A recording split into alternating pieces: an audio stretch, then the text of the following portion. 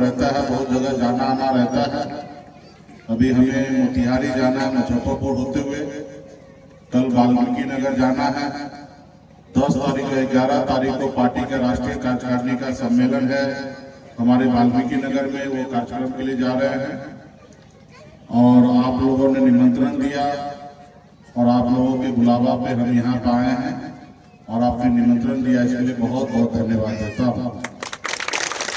कभी हम लोग कल्पना भी नहीं कर सकते थे कि आप लोगों का प्यार, सहयोग, आशीर्वाद इस तरीके से हम लोगों को मिलेगा, लेकिन हम सही रास्ते पे चल रहे हैं, सही रास्ते पे सही काम कर रहे हैं। इसके लिए आप लोगों का प्यार हमारे ऊपर बना हुआ है, ये मैं जानता हूँ। तो पूजा पाठ जो है हम लोग हमेशा करते आ रहे हैं, हमारे पूर्वज ने भी पूजा पाठ करते आए हैं, हमारे कुल देवता को हम लोग पूजा पाठ करते आ रहे हैं। हम सनातन धर्म में जन्म लिए, हम देवी देवता को सबको पूजा पाठ हम लोग करते आ रहे हैं। अब पूजा पाठ हम इसलिए करते हैं कि हमारे हर समस्या दूर हो जाए, हमारे घर में खुशियां आए, हमारे घर से सारी तकलीफ दूर हो जाए, इसलिए हम पूजा पाठ उस पास हम लोग रखते हैं। तो ये सब हम लोगों को करते रहना है, लेकिन इसमें एक चीज और बहुत ज्यादा जो जरूरी है, भगवान भी कहते हैं कि कर्म करो फिर फल मिलेगा, बगैर कर्म किए हुए कोई भी फल नहीं मिलेगा। तो हम इंसान इस संसार में आए हैं, तो आपको पैर दिया भगवान, हाथ दिया है, सोचने के लिए दिमाग दिया है, तो उसको हम लोगों को इस्तेमाल करना है। आप घर बैठे रहिएगा और कहिएगा कि आपकी तकलीफ दूर हो जाए, तो ऐसा नहीं है। आपको अपनी तकलीफ को दूर करना है, तो आप अपने पड़ोसी को देखिए कि उसका तकलीफ कैसे दूर हुआ। जैसे उसका तकलीफ दूर हुआ, वैसे आपका भी तकलीफ दूर हो सकता है। जैसे वो अपने तकलीफ को दूर किया, वैसे आपको अपने तकलीफ को दूर करना पड़ेगा। इस संसार में सब एक ही तरीके से जन्म लिए हैं, सब अपने माँ के कोख से ही जन्म लिए हैं, लेकिन संसार में कोई बहुत पैसे वाला है, बहुत पढ़े लिखे लोग हैं, और आप पीछे रह जाते हैं। क्यों? क्योंकि आप पढ़ाई लिखाई नहीं करते हैं।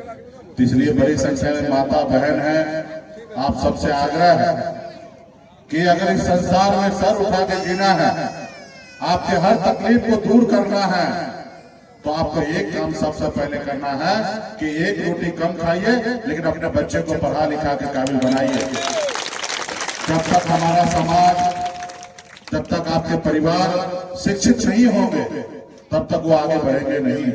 इसलिए उसको शिक्षित बनाइए, और जब शिक्षित हो जाएंगे तो उनका अपना अधिकार पता होगा, और फिर अपना अधिकार पता होगा तो उसके लिए वो संघर्ष करेंगे, और जब संघर्ष करेंगे तो वो अधिकार उनको प्राप्त हो जाएगा। अपने अधिकार के लिए लड़ाई लड़ेंगे। जब बच्चा पढ़ा लिखा होगा तो उनको पता होगा कि क्या काम अच्छा है, क्या काम बुरा है। जो काम बुरा होगा वो काम नहीं करेंगे, और जो काम अच्छा होगा वही करेंगे। जब वो पढ़े लिखे समझदार होंगे तो 10 रुपया कमाएंगे तो 8 रुपया खर्च करके 2 रुपया बचा लेंगे। अगर वही पढ़े लिखे लोग नहीं होंगे तो 10 रुपया कमाएंगे और 10 का 10 उड़ा देंगे, और वो कहीं ना कहीं आगे वाले पीढ़ी के लिए कुछ नहीं छोड़ेंगे। इसके लिए आप तकलीफ में रहेंगे। इसलिए सबसे ज्यादा जरूरी है पढ़ाई लिखाई। हम भी एक गरीब घर में ही जन्म लिए, मछुआरा परिवार में जन्म लिए। पिताजी दादाजी सब मछली मारते थे, लेकिन माता पिता ने हमको पढ़ाया लिखाया, और जब सूझबूझ हुआ तो गांव से निकलकर बॉम्बे जैसे शहर गए, वहां मेहनत मजदूरी करके बॉम्बे में हमने कामयाबी का झंडा गाड़ दिया। एक बेहतर जिंदगी जीने लगे, ऐसे और आपकी जिंदगी जीते थे, बड़े महंगे गाड़ी में घूमते थे, बड़े बंगले में रहते थे, सब बेहतर जिंदगी जी रहे थे। लेकिन ऊपर वाले ने हमें समझदारी दिया। हमने सोचा जब इतना आगे हम निकल चुके हैं, लेकिन हमारे लोग अभी भी बहुत पीछे हैं। लोग चांद पे घर बनाने के लिए सोच रहा है, लेकिन इस धरती पर हमारे लोगों के लिए रहने के लिए घर नहीं है। और फिर बम्बई का घर छोड़कर, परिवार को छोड़कर, बच्चे को छोड़कर आपके बीच में पिछले 10 सालों से मैं लड़ाई लड़ रहा हूँ अपने अधिकार के लिए।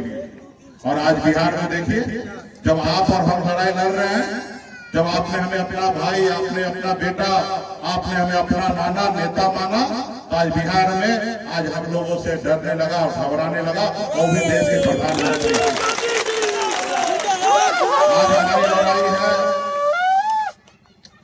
हमारी लड़ाई है कि हमको रिजर्वेशन चाहिए, आरक्षण चाहिए। आज हमारे बच्चे पढ़ लिख कर थोड़ा आगे बढ़ जाते हैं, लेकिन उनको नौकरी नहीं मिलता है। आज अपने समाज को बंगाल में आरक्षण है, दिल्ली में आरक्षण है, हम इसकी लड़ाई लड़ रहे हैं और बहुत हद तक हम लोग कामयाब होते जा रहे हैं। आने वाला समय में 2, 4, 5 साल और लगेगा, हम लोग कामयाब होंगे। लेकिन इसके लिए सिर्फ मुकेश सहनी को अकेले लड़ने से नहीं होगा। हर एक इंसान के बेटा को अपने आने वाले बच्चे के लिए लड़ाई लड़ना पड़ेगा, उनके अधिकार के लिए लड़ाई लड़ना पड़ेगा, उनके लिए संघर्ष करना पड़ेगा। आज अपने बच्चे को पढ़ाइएगा, लिखाइएगा, अच्छा किताब खरीद के दीजिएगा, अच्छे स्कूल में भेजिएगा, तो आपको परेशानी होगा। लेकिन वो परेशानी को झेलिएगा तो वही बच्चा पढ़ लिख कर कलेक्टर बनेगा, तो आपका नाम रोशन करेगा और समाज में सर उठा के जिएगा।